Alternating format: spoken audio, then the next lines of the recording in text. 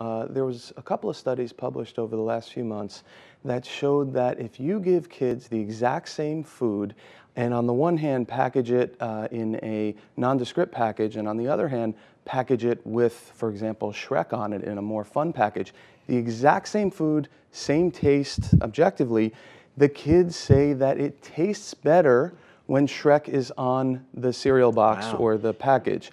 They prefer it, of course, and they choose it more often. Again, it's the exact same food. The only difference is sort of the context in which they're choosing the food. So industry does play a role, and I think specifically for childhood obesity, there is a role of corporate responsibility when it comes to aggressively marketing unhealthy, high-calorie foods to children. And so we've been working on finding an appropriate agreement with industry on this, and this is something that we still have to continue to work on. You would have thought the First Lady was actually wading into a controversy when people started to knock her for encouraging people to eat less dessert. Not no dessert, but less dessert. When she encouraged breastfeeding, political opponents of the president started to make fun of her, when I think it's hard to find somebody who doesn't think breastfeeding is a good idea. So this is more complicated than just whether or not you eat well. But is it hard when you have not an ally, but a big, big, well-funded industry sort of not always in your corner, Gail? Is it harder to feed a family and make those choices?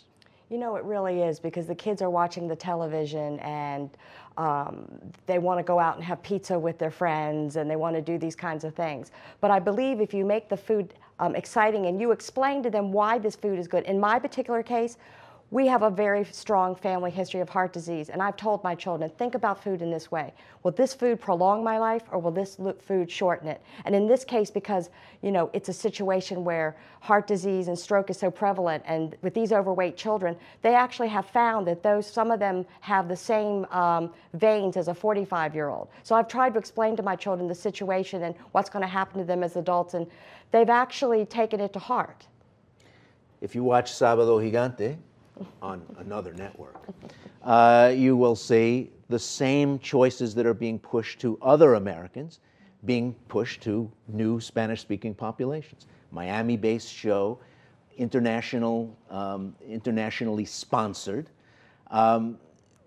It's good to remember that the 49 million Latinos are both tied culturally to where their families came from, but also very much part of this society.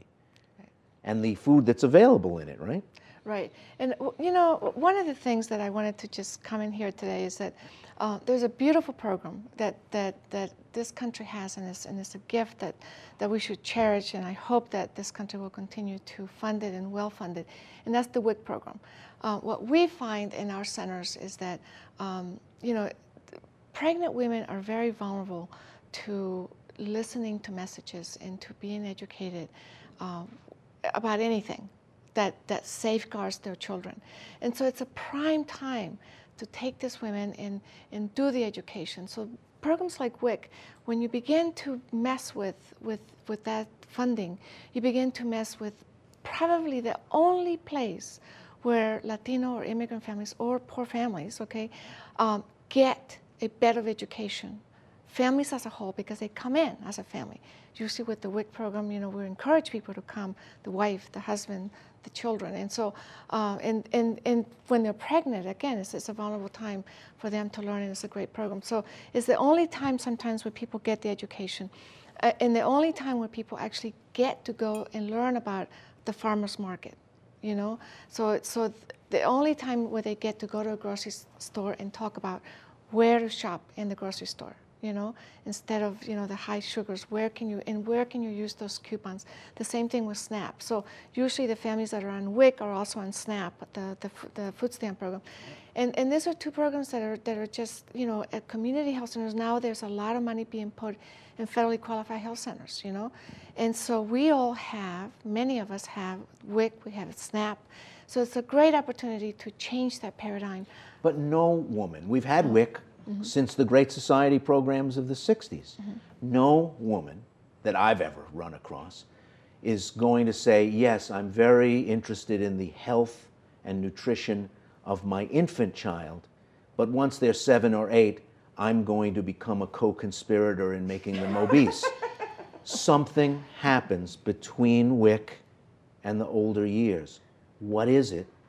And what can you do in organizations like yours in trying to keep that connection solid? Everybody wants the best for their little baby. I honestly think is what the rest of our team here has said, and that's, you know, we're spending way too much time watching television, way too much time on our internet or whatever it is that brings up messages. I mean, you know, my daughter goes to a school where, you know, it's a wonderful, wonderful lunch, and she demands, you know, that we cook the same thing at home. Quite stressful for me because I come home late, and she wants, you know, medium cooked salmon because that's what she gets at school, you know, and she wants a salad, you know, and all the salad is warped in my refrigerator, so I have to go buy some new one. But I think we're spending too much sedentary time on the TVs, and like I said, prepackaged stuff that looks appealing to us that is fat. And so I honestly think that that we as Americans and we as a country, and I know it was said earlier that there's a fine line about, you know, what to demand from the industry. But the fact of the matter is that at the end of the day, industry will make the same kind of money if we're pushing the right kinds of food, and it's changing that paradigm, because it is about the almighty dollar. But if we can change that paradigm, people will begin to buy. My daughter, who's now 15, when she gets to be 25, 30 years old, making her own money, hopefully, you know, she is not going to buy she will not drink a Coke. She thinks it's disgusting when I buy a Diet Coke, you know. She will live a whole different life than I did.